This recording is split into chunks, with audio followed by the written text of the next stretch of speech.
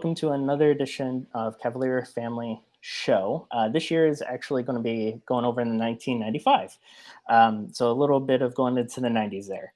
As some of you know, we are an independent studio, and on this show, we will be discussing live entertainment from big screen movies down to our favorite independent films, TV shows, cartoons, and video games.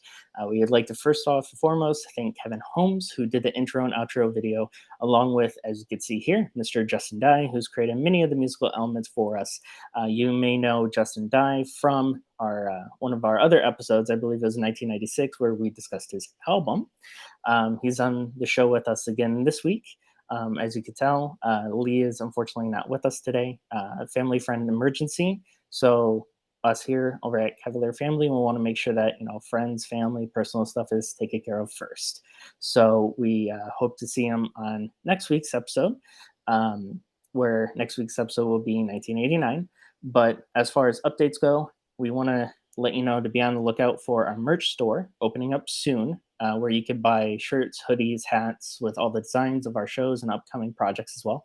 So posters, some of the photos that you've seen for these videos, like for an example, on our Instagram, Twitter, and Facebook, you did see a social media post that was kind of, remembrance of Batman Forever. Well, that would be part of any sort of merchandise. On this one, it was very Friends related, so that would be on there as well, just to, show some support. So once that goes live, we'll be happy to share that with you. So in that way, you guys can show your support, like us, follow us, comment below on all the videos. And then once that merch store opens up, go ahead and, check it out. But in the meantime, Justin, how are you doing, man? I'm doing fantastic, man. You? Doing good.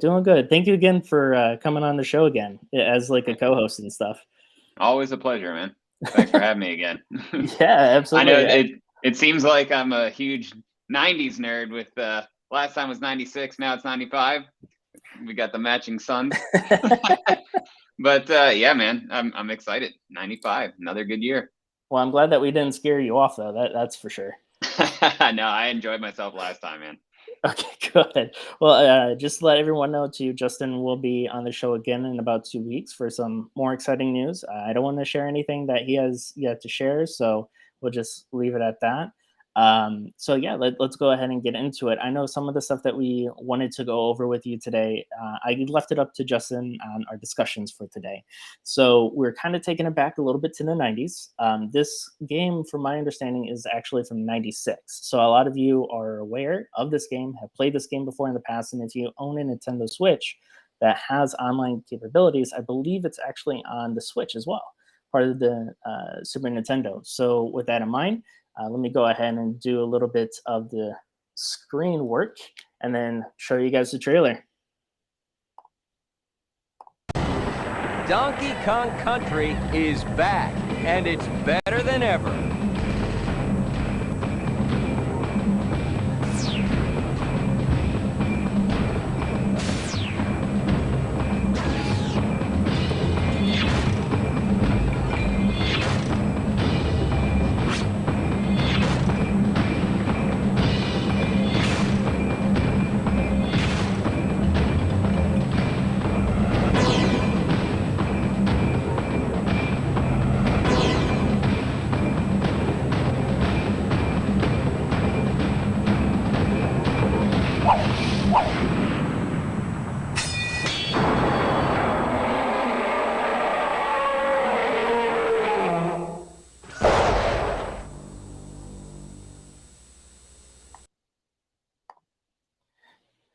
Well, talk about memories for sure.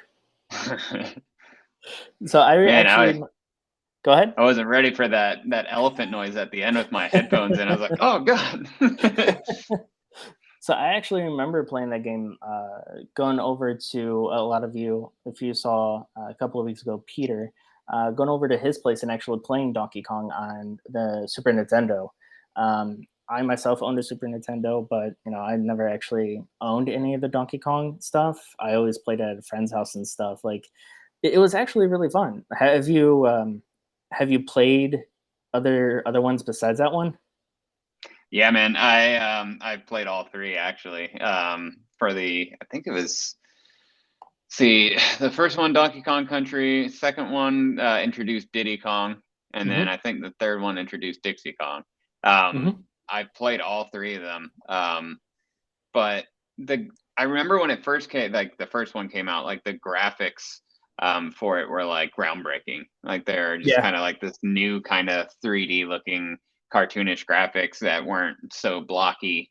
Um, and I'm the kind of gamer, and it sounds like pretty lame, but I'm a simple kind of gamer.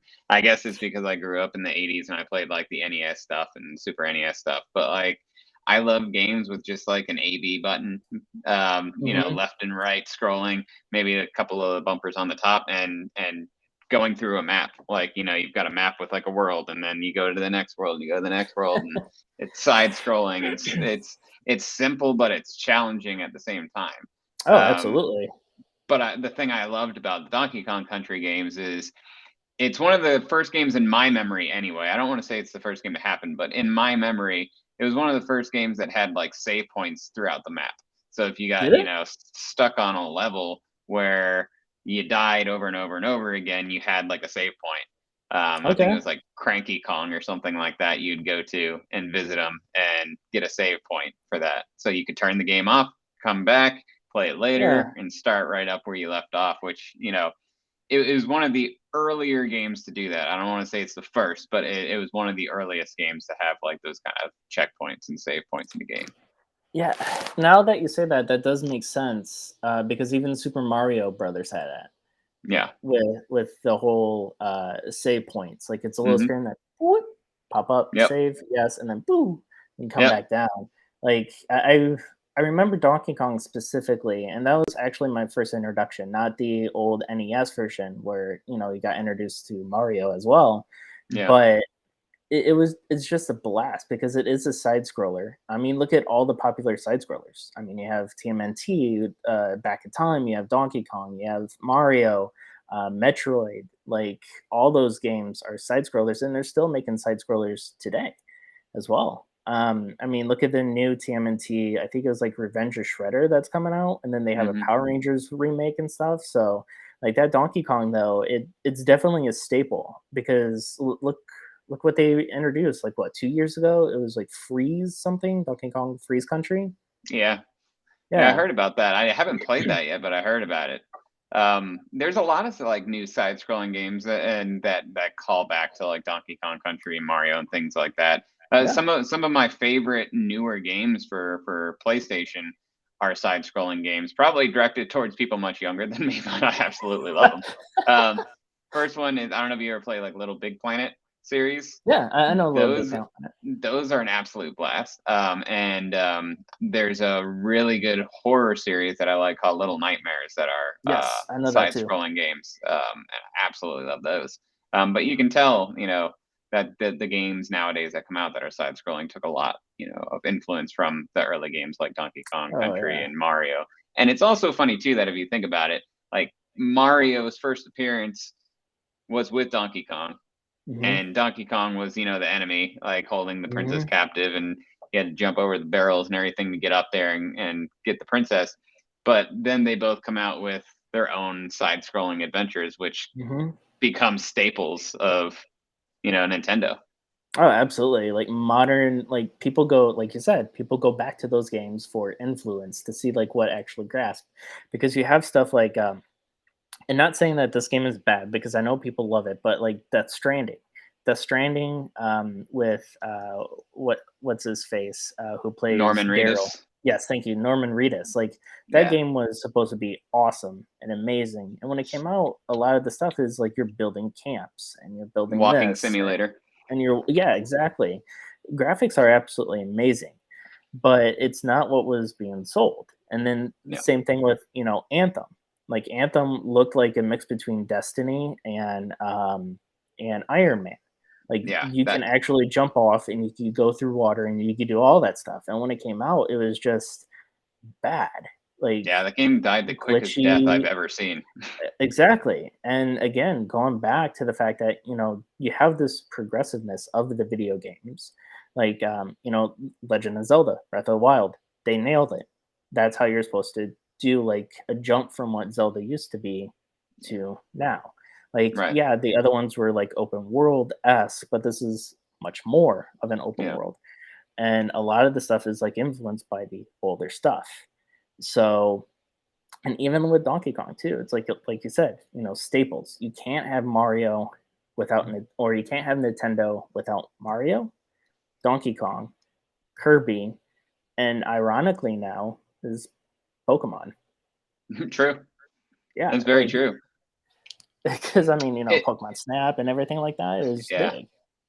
It's also interesting to me too, like harkening back to the last time I was on the show. If you remember, we discussed like horror movies and how I feel like there's nothing left to like shock me or surprise me anymore. Hmm. I kind of feel the same with video games in a sense of I feel like we're reaching this peak where it's going to get to a point, at least graphically and new kind of game, that we're not going to see anything like crazy exciting for a while, in the Yeah. sense of like if you think about like from when we were kids up until now, right? Like the amount of difference with like graphics. Like I started on a Commodore 64 Hmm. and an Atari, and like Pong, you got two blocks and a supposed to be a ball, but it's a square, and you're just going back and forth. It's like that was it. It was like a couple Hmm. of pixels, and then it went to like Nintendo, and then that was like 16-bit, and everyone was going crazy, or 8-bit, and everybody was going crazy about that, and then Yep. Super Nintendo. Like it just went down the line, and I was alive for PlayStation 2, PlayStation Yep. 3, and just seeing the difference of graphic to graphic to graphic on it, and all the new kinds of concepts of gaming within those each games or each game system where they now had the capabilities of trying new things and doing new things. Hmm. And now I feel like it's going to be reaching a peak where the graphics can only get so much more photorealistic and better. The new kinds of like storytelling within the games can only get so much better. For example, like all the sandbox open world games, right? They're all, to me anyway, they're all starting to kind of like blend in together. It's all kind of like, you know, you go somewhere and there's a mission. You go on the Hmm. mission, you go to another place on the map to find, your next mission, complete that next place, take a rest, Hmm. rest spot, save spot, this and that. And I feel like all the games that I played for like PlayStation 4, I'm one of the lucky ones that have a PlayStation 5 now, but you do kind of the same thing in all these open world games. And it gets kind of like the same thing, but a new coat of paint with a different story to it. So Okay. I miss like the days where it was like you're looking Simple. forward to like a brand new game. Yeah, it's simple, but there's also like brand new like things that weren't ever seen before Yeah. in gaming. I think we're now getting to the point where it's like Oculus and things like that are like the new kind of like exciting thing is VR, because there's a lot of potential for growth in Hmm. VR, where I feel consoles are just currently now just trying to like catch up to your PC gaming, as far as it Yeah. goes with like graphical content and things like that. But yeah, back in the day, man, it was just like there was so much potential for like new and exciting things. And Donkey Kong Country was like one of the ones that just like you could ride on different animals that all did different things, and you could throw your player that you're not using to like use as a weapon and things like that. And there's like co-op and all sorts of like cool things that were new and exciting for the time. Yeah, absolutely. Like going back to the fact of what you're saying that video games aren't that exciting anymore because they seem to be the same thing.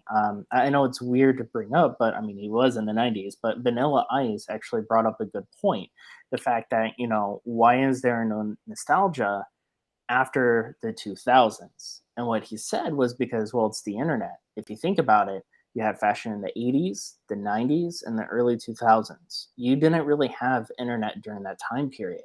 So a lot of the fashion, a lot of the hype and stuff was stuff that you saw other people have, or like it was an actual fashion sense, where now it's just like 80s, you could dress up as in the 80s for like a Halloween costume party.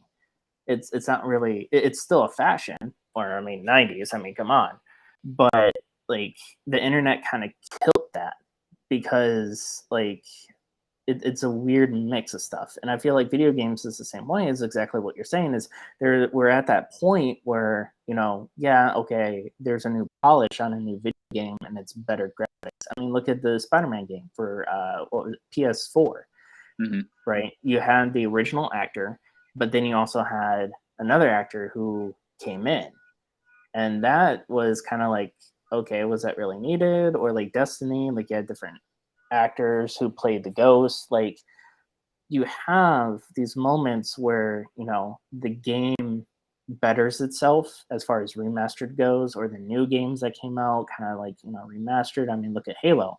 Going from Halo that's coming out soon to the first Halo, that's a big jump. And that's how it was like for Donkey Kong. It was that big of a jump from going from what you said, Pong and stuff. It was from Pong and everything, Super Mario, over on the NES, because I started with the NES, and then going to Super Nintendo. That's a big jump. Yeah.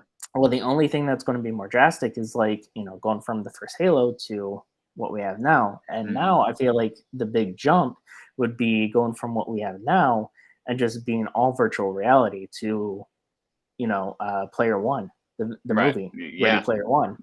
That would be the biggest jump. Like if we would be able to, and I know this is kind of like thinking outside of the box, and it's probably not going to happen for like 20 years, but think about if you have like a game room, right? You have one of those showers that you go camping with, where it kind of like unfolds like around you.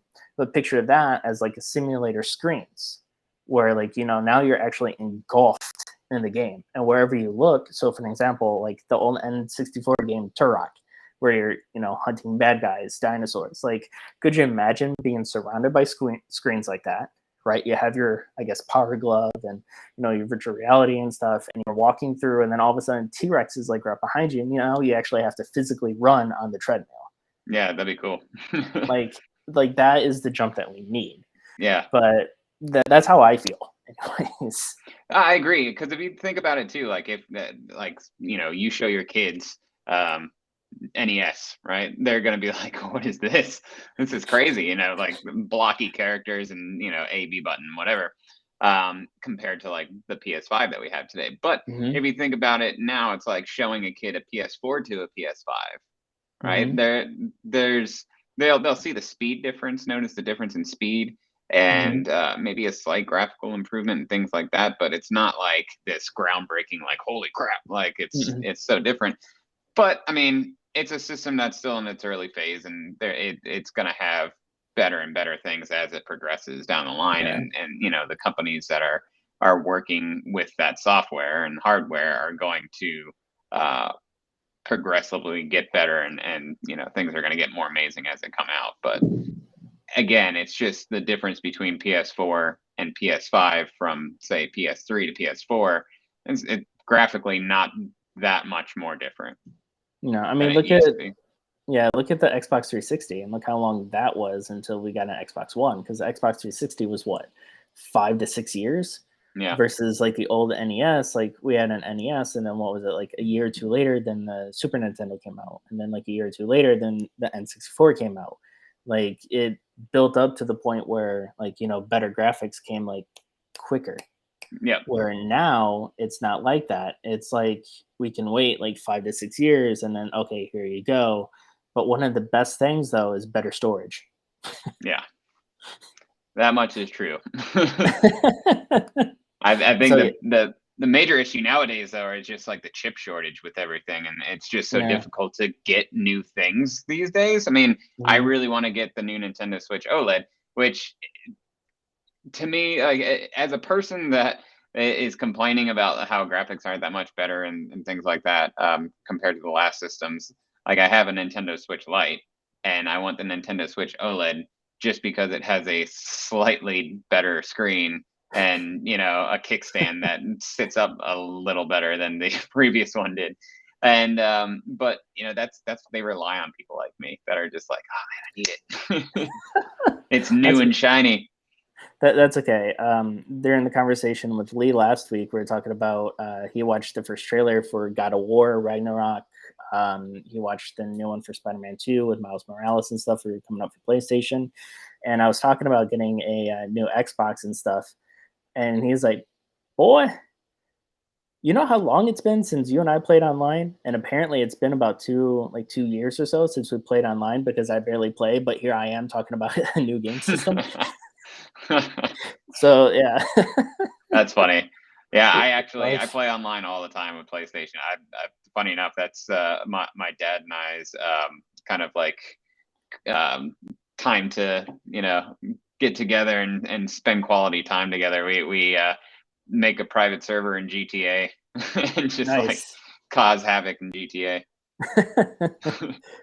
Well, I know we're running on 20 minutes so far on just Donkey Kong, but we definitely did want to touch base for as far as pay a little tribute to a very well known SNL actor, a very well actor who died, way too soon, and it's one of Justin's favorites, favorite actors, specifically Mr. Chris Farley. So with that, we actually are going to play the trailer, going with the whole. Tommy Boy came out. I thought it was the early 2000s, wasn't it? Tommy Boy? Yeah. No, Or was it the it was 90s? definitely 90s. Yeah. Okay. Let's see. Yeah. Okay. I don't have that in there, but yeah. All right. So then let's go ahead and let's get a little Chris Farley in our life.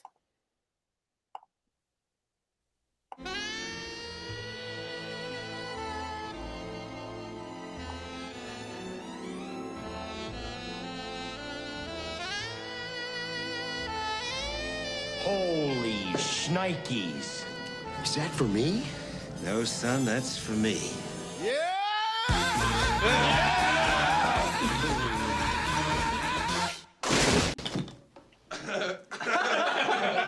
You know, a lot of people go to college for 7 years. I know. They're called doctors.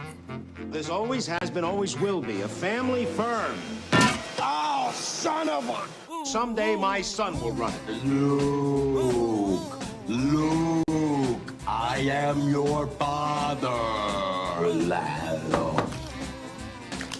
Aw, I've interrupted happy time. That's my name. Yeah, that's your new office now. Whoa. Do we really want to put the future of the company in Tommy's hands? Promise me you'll look after Tommy Boy here till he gets his feet wet. Sure, and thanks for choosing me. Hey, Tommy, this is not a vacation for me. I'm out here against my will, so the least you can do is pretend to work. Ugh, I can actually hear you getting fatter. All right, it's sale time, so remember, we don't take... No for an answer. No, Okie dokie. I'm gonna pass. Gotcha, thanks. Oh, son of a... That's gonna leave a mark. Okay, let's check you out. All right. That's a clip, Mom. Hi, are you sure? Can't breathe. He's a big dumb animal, isn't he, folks? No, son of a...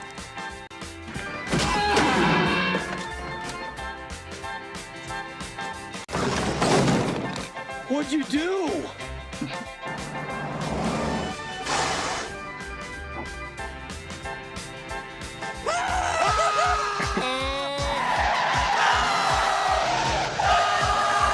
I'm a maniac on the floor.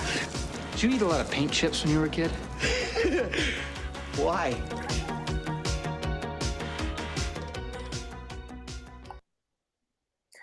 All right, I have to say, as far as Chris Farley movies go, that is probably one of my favorites.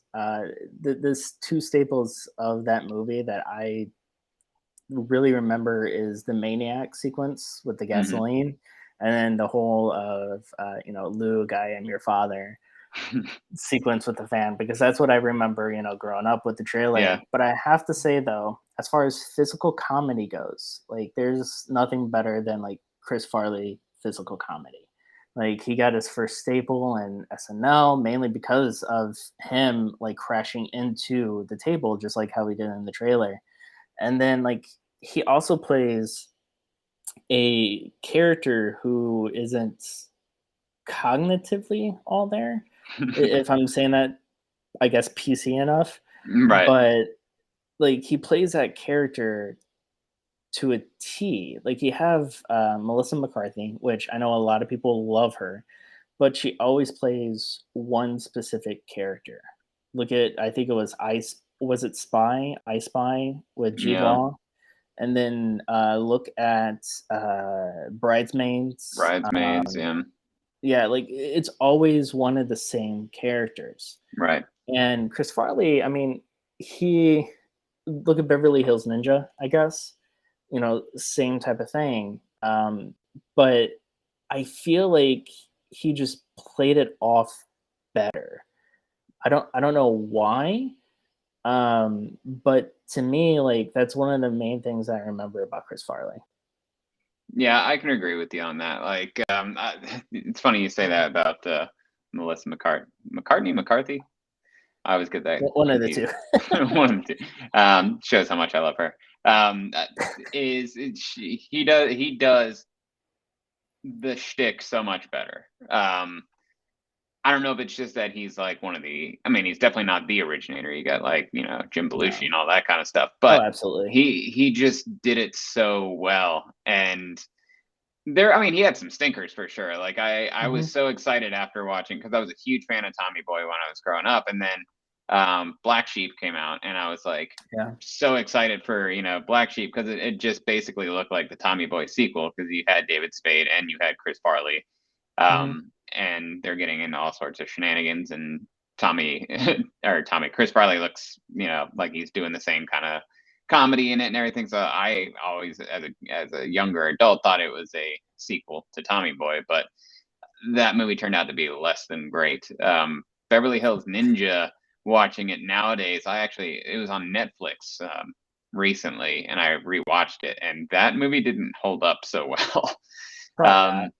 Not in the slightest. But Tommy Boy, on the other hand, like that movie, it's on Netflix now. I watched it again the other day, and it's just like there's so many quotable parts of that movie that are just so funny and hold up to this day. And I didn't even realize until I watched it again recently that there's just so much from that movie that I still quote to this day. Just it's everything from like John Hancock, it's Herbie Hancock.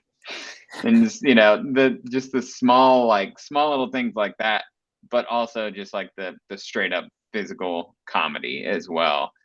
His whole like spiel about trying to sell brake pads, and he just goes off about using the guys like model cars, talking about the the new guy's puking his guts out in the back. It's like the whole thing it was just great. But he's exactly how he is in Tommy Boy in real life. If you watched any of his late night talk show appearances, he came running down like Conan O'Brien show, came running down like the audience, does like 2 cartwheels in a row, like lands on his face, sits down, and I'm like, this guy that's like gotta be like 300 pounds is like doing cartwheels and somersaults, and he's running like like he's 180 pounds. Like the guy's like he had that physicality. Mind you, he did a lot of cocaine and stuff like that as well. So that could be where that came from. Who knows? Yeah. But I mean, it's always funny seeing like a big guy doing those types of things. And he played into that like beautifully. Oh, absolutely. And, it's nothing before like people hate on us. Like it's nothing against Melissa McCarthy, because like there are some sequences where she is actually funny. Like she can play the funny part. A lot of people don't like it. And I know. Okay, so Ghostbusters, right? All female cast. I feel like Melissa McCarthy did a good job at acting. I'm a fan of the original Ghostbusters. Some people like this Ghostbuster. Okay, like every movie is not the same. Like it hits people differently. It's just like comedy, right? So with Melissa McCarthy, like. It's just one of those things to me is like a hit or a miss. But like Chris Farley, again, like that's also going in a time period of like Billy Madison too, with Adam Sandler, where you have basically the same character as Tommy Boy and Billy Madison, but like and I guess it's the same premise, because like he tries to better himself, like how Tommy Boy does, is he tries to better himself to be better for the company. But it's going back to that, physicality, like that physical comedy. I mean, that sequence inside the warehouse where like they're looking at the ting ting ting ting ting. Like you don't really see that in movies nowadays. It's I feel. slapstick. Yeah, it's very slapstick. And I think we kind of grew away from that, which is kind of sad because like if it's done right, it's humorous. It's absolutely funny. Yep. I mean, even to go as far as like Scary Movie, they did a lot of that slapstick humor in those, and they're still funny as hell to me. Maybe it shouldn't be funny as an adult, but I mean that it's the simple things that really make me laugh, man. It's just the out of the norm things that you don't see in real life. You never see like a can like flying around, bouncing off the walls, and a dead deer coming back to life in the backseat of a car. Or even like the punchlines, right? Like the strict punchlines where with the gasoline sequence, and he's I'm a maniac, and the guy goes, "You ate a lot of paint chips as a kid, didn't you?" He goes, "Why?" Yeah. It just shows that okay, he ate a lot of paint chips. I mean, teacher from Billy Madison ate glue, so I mean, but yeah, no, like Chris Farley definitely died at a very young age. I didn't realize that he actually died from taking a drug called Speedball. I didn't realize that. I also didn't realize that John Belushi had the same thing and he died the same way. So I knew that John Belushi was very much his go-to person as far as influence and stuff like that. And I knew he did drugs because, John Belushi did drugs too. But I didn't realize that, that's what actually got him. Because it's sad. And if I'm not mistaken, for those of you that don't know, a speedball, and Justin, you can correct me if I'm wrong, from my understanding of a speedball is you take cocaine as well as heroin in a drink, right? And you drink it. I think so. You're talking to a guy that's never even smoked weed, so I have no clue. Well, I'm very much into like the documentaries and stuff like that, like the Yeah. Robin Williams. Like, oh, I love Robin Williams. He is definitely an influence as far as a lot of the stuff, which I mean, we can actually have a whole show on him as well. But like the whole thing with Chris Farley, though, it's sad. It's sad that he had to die at a very young age. The whole living in a van down by the river skit is still playing till this day. Oh yeah, man! I have a really good friend named Timmy. We call him Timmy T. He is Chris Farley, like reincarnated. He actually hosted an award show at Universal Studios for like the employees that they have once a year, and he hosted the entire show as that character, the van down by the river character, and like nailed it so much. But I mean, even like all those years later, like people still found it hilarious and funny. Like he's a timeless comedy that people go back to, and it's one of those. He's the type of comedy that you watch when you just want something to like feel good. Even the story of Tommy Boy, it's like a feel good story, man. Like, you got this guy that's an absolute dum-dum and nobody that is destined for failure, that saved his dad's company and saved a whole bunch of people from losing their jobs. And, it's that underdog story that's just feel good at the end of it. So it's just, I think everybody wants to root for the underdog, and that could be going back to Melissa again, is I don't dislike her either. It's just, I mean, I think the Happy Time Murders I really enjoyed with the Muppets and stuff, that was a funny one. It's actually pretty good. But I think that's what the missing formula is, like finding the underdog story that you really root for in that character. Yeah, no, I completely agree, because everybody can see themselves as an underdog no matter who you are. Unless if you're a jerk and just think that, I'm the best in the world, then that's a different story. But like everybody loves that underdog story, because again, like everybody's been there where, they've had that same feeling where they feel like they're worthless, that they don't matter, that they can't do anything right. But yet they try and try and try as hard as they can. And then once they get that little light of either clarity or being able to do something, and then it works in their favor, just that emotion of happiness and overwhelming of joy is filled. And I feel like for the people who actually watch those movies and actually get invested with it, because I don't know about you, I mean, I could be the weird one here, but when I watch a movie, like I put myself in the people's shoes. Like I actually look at the movie, and if I'm focused enough, like I picture myself in that scene with that individual. I picture myself in that, like that death defying scene there. Like, and then my body gets like reacting in certain ways. And I feel perfect example is Inside Out by Pixar. Like there one scene, like I've never cried on a Pixar movie or a Disney movie, but this one scene at the very end of Inside Out got me. And that was when the little girl ran away. And before this, like I didn't even have a daughter. So the little girl ran away and the parents were finding her. And then she has that sense of clarity because, you know, they were able to get all of the memories, the core memories and stuff back. She goes home. And I mean, I know that you've probably seen it, but it's that sequence where she hugs the parents. And in that sequence, I emotionally invest in like being on the parent side. Okay, how would I feel? And then it was like, oh, you know, that's a little sad. You know, they missed him. And then a minute goes by and they're still hugging. And another minute goes by and they're still hugging. Like, and then as these minutes are progressing, the more I get invested with it, the more feelings I get. And then it just brings out so much emotion to the point of crying, because like you have this family that missed their kid so much that she ran away, and just that overwhelming of feeling of where's my kid? I am petrified. Like, and then being able to hold them there. It's the same thing with that underdog story, is that type of emotion where, you know, you can relate to that character so much in some way or another. Like it doesn't have to be that specific thing, but in one way in your life that you were an underdog. Yeah, it's finding that connection. I mean, that's also, you know, you're talking about the Inside.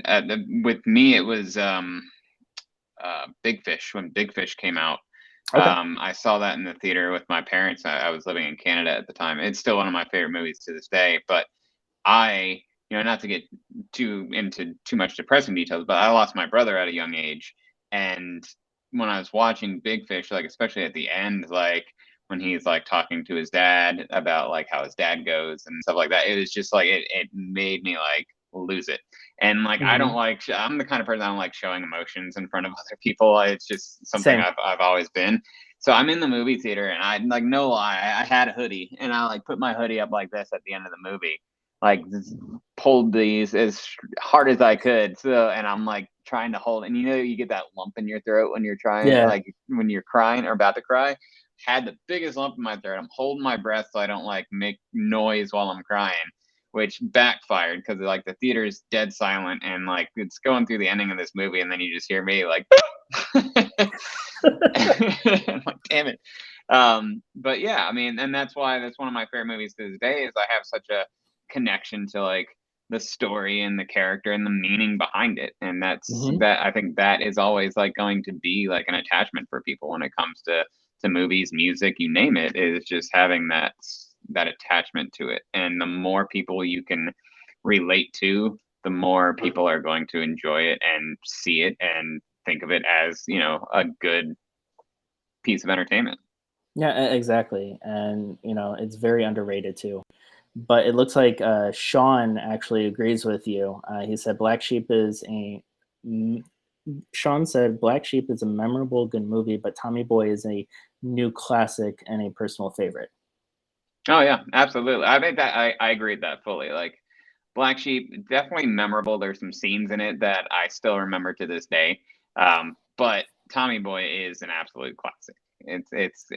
It's a classic. I've seen so many different YouTube videos about it, podcasts about it, behind the scenes shows on TV about it. Like kids today talk about it, adults still talk about it. I have tons of friends that, you know, you go up to anybody, they can quote something from Tommy Boy. Oh yeah, and with that, of course, you know, going a little bit back in the past, we're going to go ahead and jumpstart to our next topic and actually go to the meat of the show of 1995, and let us go ahead and jump back in time.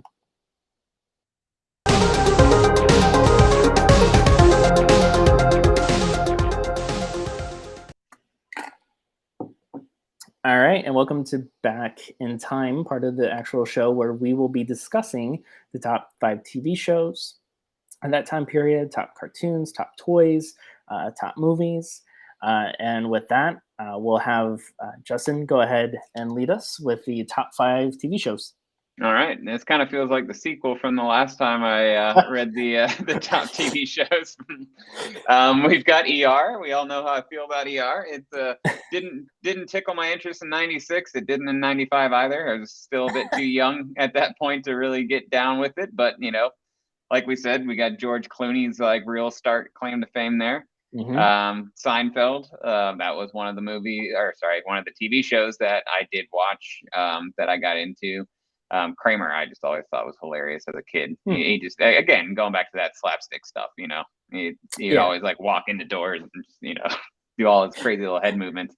We got Friends after that. Again, I wasn't a huge Friends person like everybody else. I appreciate it and love it for what it is, and get the pop culture of it. Caroline in the City. I think I remember Caroline in the City. Is it? I forgot her name. She's in Back to the Future and Howard the Duck.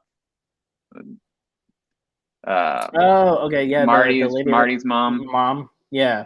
I think that was Caroline in the City with her in it. I Leah think so, Thompson. too. Yeah. Yeah. I think I remember that show vaguely. And the last one is The Single Guy. I don't know what that is. Honestly, story of my life, apparently. Unfortunately, I don't really remember some of those shows. Like obviously, ER. Yeah, I didn't really watch it during the time period of George Clooney. I just know George Clooney was part of it. Seinfeld, it's one of my uncle's favorite shows. He actually really enjoys the show. And like it actually is pretty funny. It still kind of holds up till today. A lot of the slapstick stuff, a lot of the jokes, because Jerry Seinfeld is a funny dude. I remember being in junior high and he came out with his own Halloween book, and I took it home at school from the school library because I just listened to it and I was just funny because it's everything that everyone can relate to. Like there's a part of the book where him as a kid, he wears a Superman mask, and then as part of the joke, he talks about how that string in the back would snap and it'll like smack you in the face, and you just want to throw that mask away. Yeah. So there's a lot of sequences where like Seinfeld is, you can relate to it, and same thing with Friends. Like I can't really relate to Chandler. No, not Chandler. Joey. Ross. I don't know. I feel like he was a little too strict, I guess. Maybe Chandler is the most one that I can relate to, because he has his funny side, but he also has a serious side as well in a joking manner. Yeah. Now, as just like the last episode, I'm more of, I know a lot of flack's going to come from this, but I'm more of a How I Met Your Mother fan because, that's what I watched before Friends, though Friends was there growing up. But I'm just more of like a Ted Mosby than anything else. But yeah, no, like Friends influenced the actual cover art for this show, obviously, because it is a staple. Like you go to Box Lunch and you try to look for How I Met Your Mother. They have nothing on How I Met Your Mother. Like you maybe have to order something online. Like I have a ducky tie that was provided to me for Christmas that I wear. And like that's a staple of the show. But like if you go to any store like Box Lunch, Spencer's, Hot Topic, anything like that, like it's not How I Met Your Mother, it's Friends. Yeah. And I feel like you had your Fresh Prince of Bel-Air, right, where it's wholesome, funny, amazing, and then you have Friends that kind of push the envelope a little, I feel, where they talked about some very well, I mean, we discussed it on the last show. They discussed about some things that you didn't really hear about. Risque for the time. Yeah, absolutely, wholeheartedly. Like Caroline in the City, I unfortunately don't know. The Single Guy, again, don't know. But those TV shows are definitely what stand out to me the most are those three. Yeah, I Um, agree. but as far as top cartoons, however, which leads us to the next one, the top 5 cartoons were Dr. Katz, Professional Therapist. That went from years 95 to 2002, apparently, with 6 seasons. Do you remember that show? Have you ever seen it? No, no, I haven't. It was on Have you? Comedy I think it was a staple of Comedy Central Oh, back okay. in the 90s, and it has I remember as a kid the show used to like piss me off because I guess it had adult humor, and as Hmm. a kid I didn't get any of it, and as a kid I was, or even a teenager at that point, I was into like animation, like how cool like things look with the animation, Yeah. where if you ever look up Dr. Katz, just like look at the animation. It looks like every character in the show is having a seizure. Like it's just like all squiggly the entire time, and it's like constantly moving, and it's very off-putting and annoying.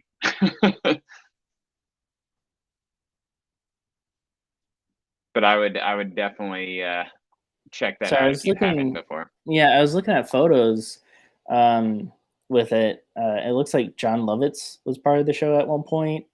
Hmm. Um, yeah, I Yeah, could definitely see that. It's he's basically like a therapist for celebrities and famous people. okay, And they just get interviewed by him, and they tell him their problems and all that. But I don't know, it just wasn't really anything that 13-year-old memorable. me was swooning after. Well, number 2 is Little Bear. Everybody remembers Little Bear and his friend the turtle. That went from 95 to 2003 with 5 seasons. The next one, everyone will know, the Sylvester and Tweety Mysteries. That went from 95 to 2000 with 5 seasons. Number 4, everyone will know again, that's Pinky and the Brain from years 95 to 98 for 4 seasons. Though Animaniacs was renewed on Hulu, and that went for another season. So Pinky and the Brain's actually back if you have Hulu, and you can watch it on the Animaniacs on through there, and it's Hulu exclusive too. And then number 5 is actually Cartoon Planet. That went from 95 to 98, and then it got reborn from 2012 to 2014. Now it says 3 seasons, but I'm gonna chalk it up to 5 because I mean Mm. 95 to 98 and then 2002 to 2014. But there could have been like a period of time there where there were no seasons. So there's always that possibility. Do you remember Cartoon Planet? No. Jog my memory a bit. Maybe something I just don't Space recognize the name. Ghost. Space Oh, Ghost, okay, coast yeah, to okay, I got you now. coast. Yeah. I got you now. Yeah. I remember Space Ghost because that was all the Hanna-Barbera, I believe, Hmm. wasn't it? Yeah. Yeah, it was Hanna-Barbera and everything. I actually got that confused with Toonami from Cartoon Network when I first looked it Yeah. up, who that played Dragon Ball Z and stuff, because I used to watch that. But I did watch, Cartoon Planet with Zoidberg. I think it was Hmm. the little praying mantis guy. Yeah. And then Space Ghost was on there too. And then I remember the Adult Swim version of that, where they would actually swear on TV. I Yeah. remember I remember being younger, and it was late at night. Adult Swim came up on Cartoon Network, and it was Space Ghost, and my mom was sitting right there, and she was like, "Oh, Space Ghost, you like this? I like it." And then like he said, "Damn it," or something like that on TV, and then she goes, "Oh, oh well." So we just watched it the rest of the night, and it's cool. From what I remember, is they had their own little gimmick, but I do know that they had special guests on the show every once in a while. Like one of my favorite directors, Kevin Smith, he was on the show. I believe he was talking about Dogma, I think, during the time. Okay. He was on the show kind of advertising that, and he was talking to Space Ghost about it. But yeah, it's like I guess, cartoon version of David Letterman, I think. Gotcha. Yeah, just like talk show host, cartoon Yeah. kind of. Yeah, I remember seeing a couple episodes. I think another one that was a lot like that, same kind of like Hanna-Barbera, old school drawing was, do you remember Harvey Birdman?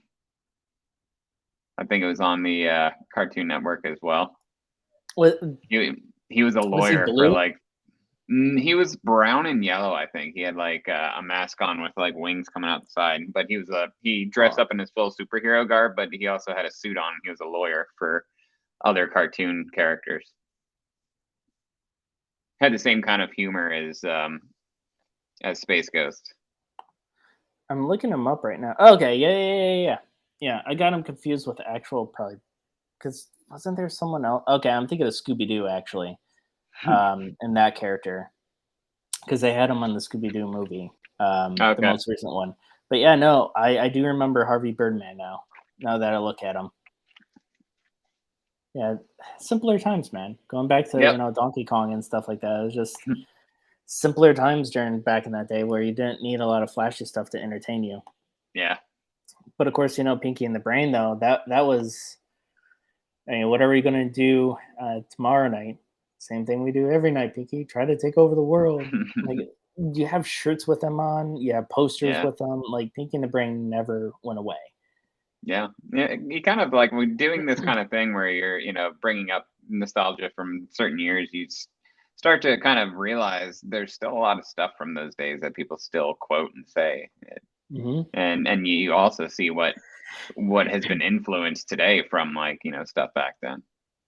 Yeah, I mean, look at Family Guy. Family Guy is the perfect example of what they do and even The Simpsons, like they do callbacks. Like there's an episode of Family Guy where it's all 80s. Mhm. And it was Peter trying to get Chris to talk to a girl, so he gave him VHSs of Say Anything. It's not Do the Right Thing, but Can't Buy Me Love. So Can't Buy Me Love, Say Anything, and then there was another one. I think it was a 16 Candles. I think it was. Okay. But yeah, like it's just so many of those shows do just callbacks and everything like that. Yeah. So it's exactly what you said. The whole nostalgia. It's just callbacks throughout the whole thing, and that's kind of what we have going for us now, I guess. Yeah, I mean, it's our time, and when we were kids, it was kind of like the retro nostalgia of our parents' time, and now we're at that age where the nostalgia is all from our time. Yep. Yeah, exactly. I mean, we were getting shows that we never thought that we would get shows again with. Yeah. I mean, perfect example, Animaniacs that came out in early 2000s, later 90s maybe. I can't quite remember right offhand, but duh. Pinky and the Brain came out in the 95 period, so obviously 90s, but never thought that we'd see Animaniacs, and then look at them now. They're back on. Full House, Saved by the Bell, like all these shows are like back again. Yes. Baywatch tried to make a comeback as well. Yeah. Like even that show. There's just so many of them, and even with and if they're not kid related, then they try to make it adult related. Right. Because look at the Muppets that was on ABC. They made it more adult. Yeah. Where I think I heard Miss Piggy like swear or Kermit say like ass or something like that. Oh, really? I didn't hear about that. Like I know they swore on the TV show. Yeah. I know they did that because it was definitely like more of an adult version of Muppets. So it was very interesting. But yeah. So you want to take us to the top toys? Yep. So our top toys. First one right off the bat, that was a huge part of my childhood, was Pogs. Did you get involved in Pogs when you were growing up? As far as Pogs go, I collected more than I did play.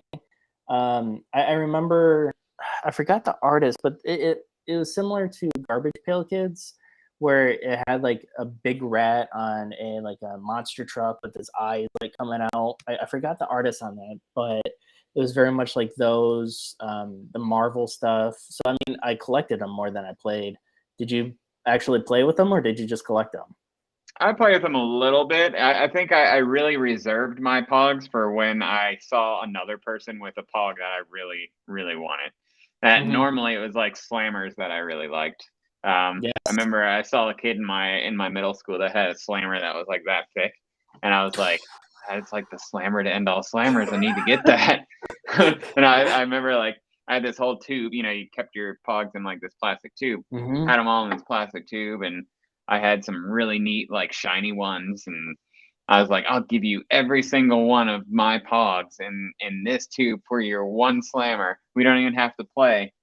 And he was like, okay. And then I did it, and I was so proud of myself and happy that I got this huge slammer that I wanted. And then I didn't have any Pogs. So didn't really think that one through. But yeah, I mean, I didn't really battle per se all the time with it, but like I collected more than battled. Yeah, Well. like I remember one slammer I had was Lion King. I had Simba on it. But I also remember like some of the Pogs you can get them in gum as well. I think like Bazooka wasn't Bazooka, but it was like you could get them in like gum packets. And I remember some of them I had like still smelled like original bubble gum. Like if you had like Big League Chew or something, like it still smelled like gum. So that is one of the biggest memories I remember from them. I actually had the Pog folder, like you know how you used to have the CD binders where you could flip through and find your CD. They Dude, I had still have Pog my CD ones. binder. Nice. Could you like candy like even that is like amazing to think about back in the days. Like, you know, we used to have to flip through all these booklets and like alphabetize everything to make it easier to find what we were looking for. Yeah. And, you know, I had a book that was like that thick full of CDs, and now it's like just on my phone, good to go. Yep. Everything I ever wanted's right there. But yeah, I had Pogs that had the same thing. It was a booklet, like that big folder, and I could flip through it and find all my Pogs. I had them all color coordinated, and like shiny ones were right here, and slammers were over here. It was great. Up next, we've got Beanie Babies. I think it's safe to say I did not collect Beanie Babies. Really? I know I did not. No, I wasn't a thing of mine. I think I knew more older people back then that collected Beanie Babies than the kids that I hung out with. Like I knew a lot of my friends' moms that were collecting Beanie Babies back then. Yeah, because it was like But a special thing where like it's a collector's item that can only be, and they're going to be worth so much money. Now you go to like Family Dollar and you see the logo, and it's like this bright colored cat that's this big with like big googly eyes. Right. Yeah. I mean, did you collect Beanie Babies? I collected a few. I did have a few. Like I did have the McDonald's ones, like when they came with McDonald's, because I remember getting a husky, like a small husky, and his name was Mac. So it reminded me of, you know, Apple Computer, like what I'm working off of right now. So I did collect a few, but not a lot.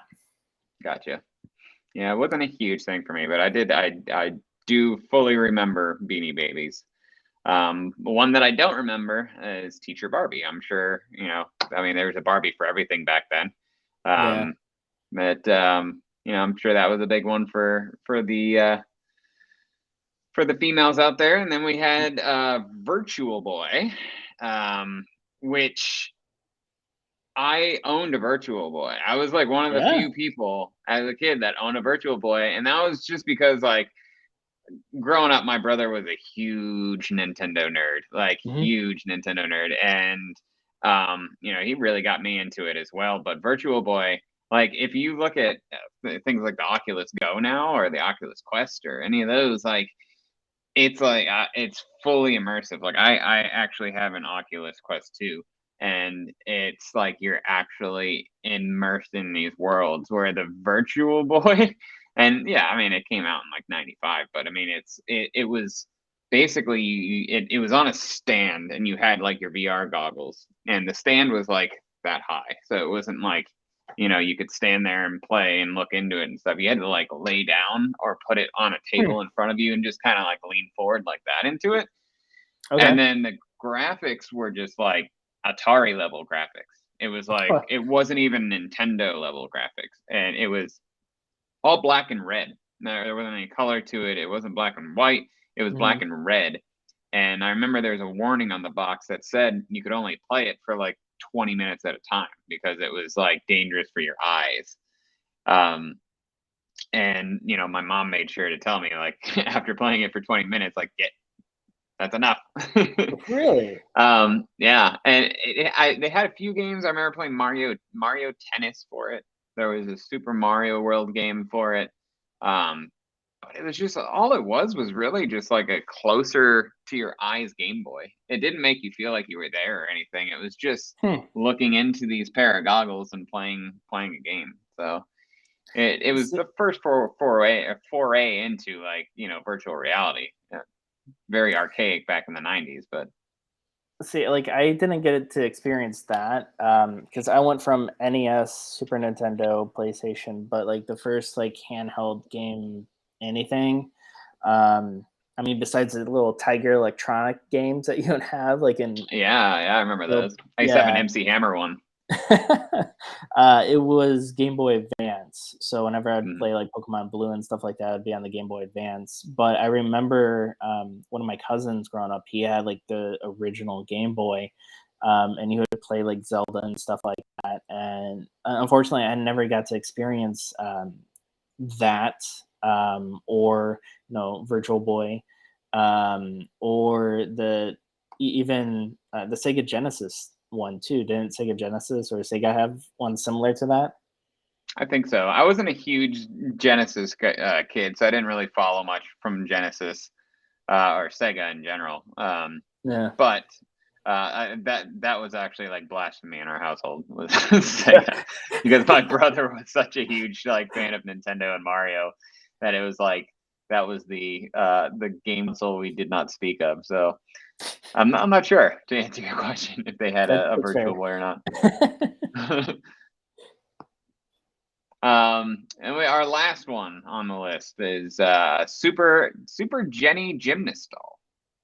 Does not ring a bell to me either. So that actually, I remember being advertised.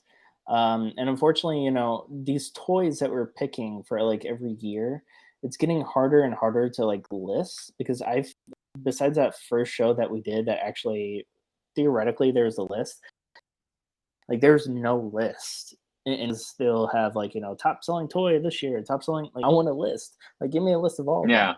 So a lot of these toys, like besides the very first one, like all of them are just like memories stuff, like the Virtual Boy, like it was big within there. And like the Gymnast one, I remember through a commercial where what she would do is she had her hands, and of course there were the gymnastic poles that went vertical.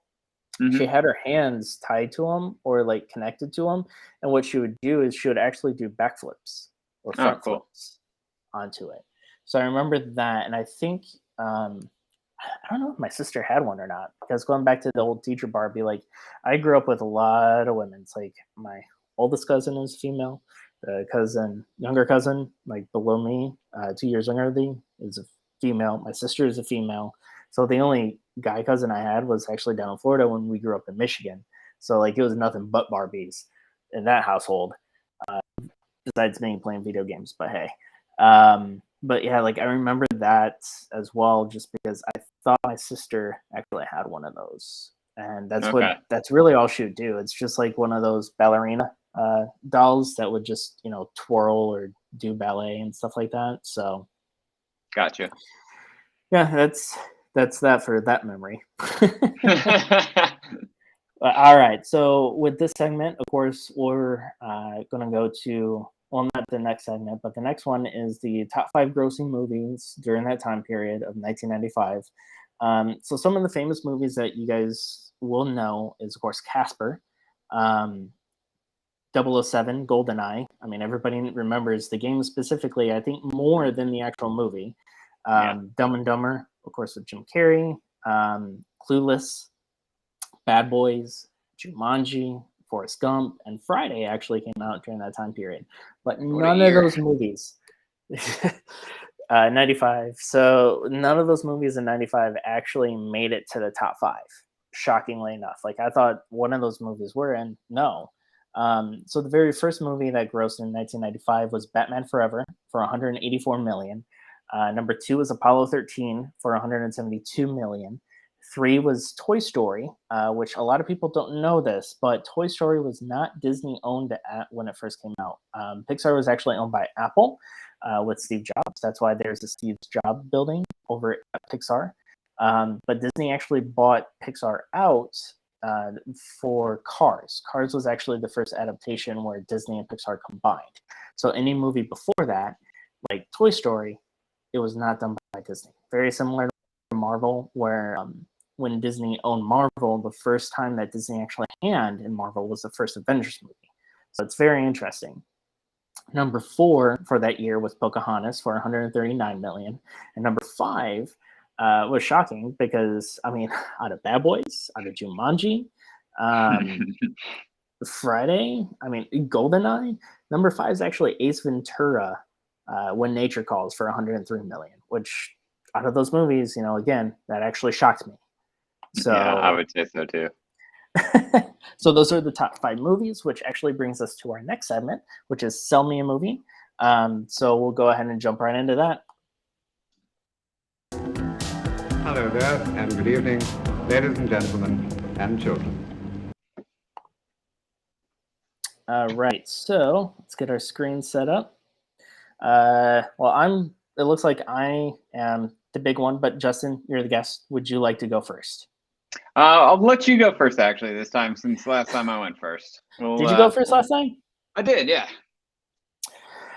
All right, so 3 minutes for Sell Me the Movie. I actually chose Batman Forever. Again, going back from last week, a lot of these years there are top 5 movies that all of us have seen at some point. So it's not like our first episode, which is 1971, where we could pick and choose a movie that we've never seen before. This year specifically, everybody has seen those movies. So my choice was Batman Forever, and I have 3 minutes. So count me down. All right, and go. All right. So again, my movie choice was Batman Forever. It actually stars Val Kilmer, Chris O'Donnell, Jim Carrey, Tommy Lee Jones, Nicole Kidman, Drew Barrymore. A lot of people don't remember that, and Michael Gough, which I believe is his name. So it's, first off, all-star cast right off the bat. I mean, especially during that time period. It was directed by Joel Schumacher, who a lot of people aren't really familiar with his work. A lot of people know him from The Lost Boys, fantastic vampire movie. I believe that came out in the 80s, if I'm not mistaken. 2004, Phantom of the Opera, actually, with Gerard Butler, as well as has the dad from the Conjuring and Insidious movies, and Aquaman, actually. He did star in Aquaman. Of course, Lost Boys, the number 23, another Jim Carrey movie, which is actually different because it was more of a horror movie, and St. Elmo's Fire. The other thing about this movie, too, is though it does not star Michael Keaton, it is part of the Tim Burton universe. Of course, you have Batman Returns. This is actually the 3rd movie in the Burton universe. And needless to say, it is different as far as cinematography goes, the colors and everything like that, but it is action packed. It's very 90s nostalgia. Like, as soon as the opening credits hit, I could just picture myself back in the movie theater watching this movie in the theater specifically, because you have that classic opening sequence, very similar to the Phantom Menace with Duel of the Fates, with the chorus like in the background. Same thing. Also, you have Two-Face, Riddler joining up, facing against Batman, and needless to say, Val Kilmer is a very underrated Batman, I feel. He did an amazing job with what he had to work with. Chris O'Donnell, though he looks like he's a 30-year-old man playing an 18-year-old, he fits better than Tobey Maguire did in Spider-Man 3. So, of course, you also have the classic Alfred, like everybody's Alfred that they grew up with, which is the older gentleman, British gentleman, and the lovable grandfather, I would say. But it's action-packed. It does have very colorful sequences. Fight sequences are there. There are actual references that I picked up on. Like, there is reference to Metropolis that's in there. There are references to, the Rogue as well, like other Batman villains. And for the time period, it was very artistic. Let's just put it that way. It's a very artistic style movie as far as framework goes, and coloration of everything. And, it's definitely a 90s movie that's supposed to take place in the future. But if you haven't seen it, recommend it. Absolutely. Definitely part of the Batman history, and watch it with your kids because they will love it too. And that is my time, unfortunately. Nice. I agree with a lot of things you said about that, man. I mean, it's an underrated Batman film. It got more hate than it deserves. The hate should come in at Batman and Robin, absolutely. But yeah, Batman Forever, man, I enjoyed it. I enjoyed it for what it was. I think it's just like the difference between like the feeling of Batman and Batman Returns to Batman Forever was a bit jerky between like the dark and kind of like sinister feel that Tim Burton had to Joel Schumacher's like over the top, fun and colorful kind of more comic booky, feeling to it. exactly. But I enjoyed it. I thought it was great, especially like watching it now. So are you trying to sell my movie too? So that's points, right? That's points towards me. Yeah. I agree with you. Job done. Let's call it. All right, my friend. So you're up next. Cool. All right, let me know, and I'm going to count you down in 3, 2, 1, go. All right. Once again, I am reading this, but we've got Apollo 13 is my pick, and I picked this one because it's close to my heart. I'm a huge space nerd, as you can probably tell from the name of my moniker, To the Stars We Return, and my whole album being called Lonely Astronaut. This one hits home because it's very close to the same kind of story that we have with my album that's coming out, which is about a spaceman, an astronaut lost in space, and things go south. So this movie actually stars Tom Hanks at peak Tom Hanks, Kevin Bacon, Bill Paxton, Ed Harris, and Gary Sinise. What a cast, man. Like all of those guys, great crew. It's a true story of the harrowing mission of the Apollo 13 and its crew. I picked the movie because it aligns so well with my upcoming album. As I stated, the 1970s atmosphere is highly enjoyable. It's an edge of your seat thrill ride. The movie really takes the time to get you to care about the characters and what happens to them, which is a rare thing. There are scenes of the beauty of space, the claustrophobia, or the claustrophobic nature of space, and being in the capsule, the anxiety of potentially not making it home, running out of oxygen, never seeing their families again.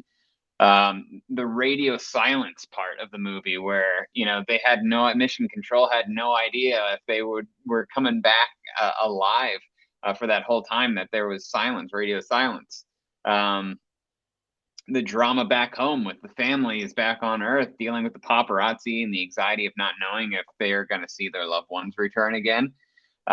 Beautiful cinematography and space shots, top-notch directing by Ron Howard, who was also having a great time making movies and great streak around that time. As a kid, I didn't know the Apollo 13 story, so the danger was very real to me, and I didn't really realize how it would end. I didn't know, so that made it a lot of fun for me, trying to figure out if they were going to make it home or not. Seeing mission control down on Earth, trying to piece together and invent a procedure to restart Odyssey from landing back on Earth, like that whole scene was absolutely incredible. And then the film score, man, like James Horner, like that theme to Apollo 13 is just absolutely gorgeous. It's one of my favorite themes from a movie. Also on the soundtrack, you got Jimi Hendrix, The Who, Jefferson Airplane, 70s greats, man. And finally, like the film does an amazing job at taking a look at a man's fascination of looking to and exploring the stars and the cosmos. And that's exactly what my whole shtick is about. And that's why I love that movie so much. Great movie. If you haven't seen it, what are you doing? Check it out. Perfect. Now, since you threw kudos to me, I will throw kudos to you. As far as Apollo 13 goes, yeah, it is a very much edge of your seat type thing. I remember the whole feeling of, because they had to circle the moon, if I'm not mistaken, to get enough projection to go back to Earth, because they couldn't land on the moon, if I'm not mistaken. And just that overall feeling, like if they're going to make it, if they're not going to make it. But I highly agree with that, all-star cast. You don't see a lot of kudos get thrown to Gary Sinise, but that guy is a great actor, needless to say. Tom and a Hanks, great guy. Yes. Yeah, I mean, he does a lot of charity work for like kids and stuff like that with Disney. Of course, Pete Tom Hanks, yes, agreed. And then Kevin Bacon. I mean, Kevin Bacon, Footloose. I mean, I'm a Kevin Bacon fan, so Not Yeah, like same. in love with Kevin Bacon, but I do enjoy his work. The Following, great show as well. But yeah, man, like that movie is definitely an edge of your seat type aspect closer to the end. And it's just interesting in concept of during that time period of how they're able to get to the moon, like even that far. And if like crap hits the fan, like what are you going to do to get them back? Yeah. Because they could have died out there. Luckily they Right. didn't, but they could have. Much agreed. And it was good. So good choice. Great, solid choice. Like my friend. Unfortunately, well, thank you. Unlike, yours, unfortunately, Batman Forever didn't really have a good soundtrack. We don't get a good soundtrack until, Batman and Robin with Kiss by a Rose, but, digress. So yeah, with that, that actually brings the show to close to a close. So that is Sell Me a Movie. So with that in mind, what do you think is the better movie out of the two? If you don't like any of the movies that we picked, then which one out of the top 5 that you actually think is the better one between the 5? Again, Batman Forever, Apollo 13, Toy Story, Pocahontas, or Ace Ventura: When Nature Calls, or even some of the other ones during that year. Just leave a comment below and remember to like, follow as much as possible, show as much support as possible. And again, that website hopefully will be coming soon where you can buy merch as well. But again, as always, leave us a comment also to let us know what random year you want to hear us go over, because again, it's not chronologically in order. Like we're not going to 97, we're not going back to 95, or I'm sorry, not going to 96, not jumping back to 94. It's always going to be a different year. So for an example, next week we'll be going over 1989. And then, the following year after that, we're jumping back into the 80s. So shoot us 30s, 40s, 50s, 60s, no matter what year, leave us a comment below because we'll love to discuss that year directly. And also, if you're an independent movie producer, director, writer, give us a shout out. We would love to have you on the show as well. As you can see, Justin has been on the show once before. He is planning to come back as well to give us an update on his album. So with that in mind, we'd love to have you, discuss with you, as well as have you for future ones as well. And with that, we can't thank you guys enough. Thank you for joining us. Justin, thank you again for coming on, and we look forward to having you again in 2 weeks, sir. My absolute pleasure, my friend. Thank you. Yeah, absolutely, man. Well, I hope you guys all have a wonderful night. Take care. Have a good one, guys.